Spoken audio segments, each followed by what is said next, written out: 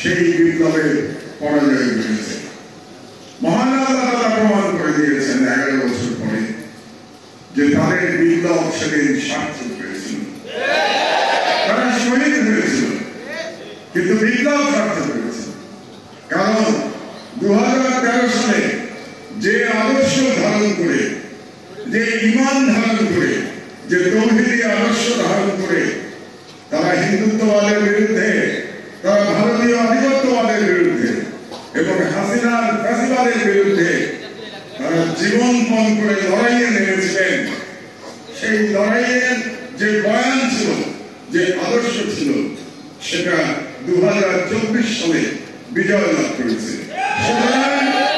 তারা শহীদ হয়েছেন, তারা আল্লাহর কাছে গেছেন, শাহাদাতের পুরস্কার তারা পাবেন ইনশাআল্লাহ। কিন্তু তাদের বিপ্লব সফল হয়েছে আমাদের পরবর্তী প্রজন্মের মাধ্যমে, তাদের বিপ্লব সফল হয়েছে। এবং 2024 সালে এবং 2013 সালের মধ্যে আমরা যে পার্থক্যটা দেখতে পাই, এটা খুব গুরুত্বপূর্ণ। 2013 সালে প্রধানত আমাদের আলেম ওলামারা এবং মাদ্রাসার ছেলেরা লড়াই করেছিলেন। শহুরে মধ্যবিত্ত আমরা যাদেরকে বলি এবং সেকুলার ইনস্টিটিউশনে যারা লেখাপড়া করেন, সেই ছাত্র ছাত্রীরা সেদিন সেই ফ্যাসিবাদ বিরোধী লড়াইয়ে, সেই ভারতীয় সাম্রাজ্যবাদ বিরোধী লড়াইয়ে তারা অংশগ্রহণ করেন নাই।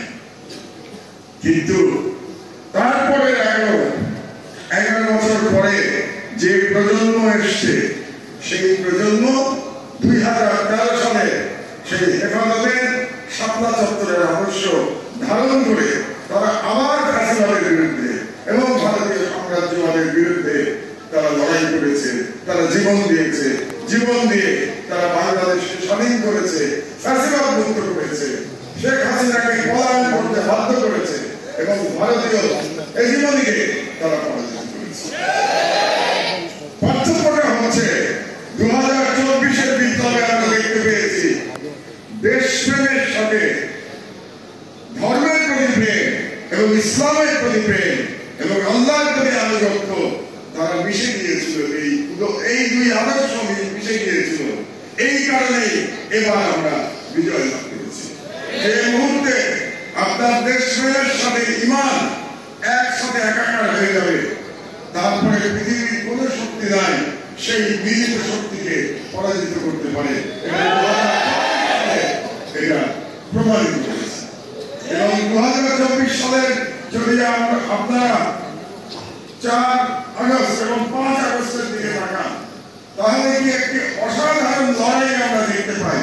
লড়াইটা এরকম যে ঢাকার রাজধানীর দিকে যদি আমরা তাকাই, ঢাকায় চানখারপুরে এবং সায়েন্স ল্যাব এলাকায় ঢাকা বিশ্ববিদ্যালয়, ঢাকা কলেজ এবং সিটি কলেজের ছেলেরা লড়াই করেছে হাসিনার পুলিশ বাহিনীর বিরুদ্ধে।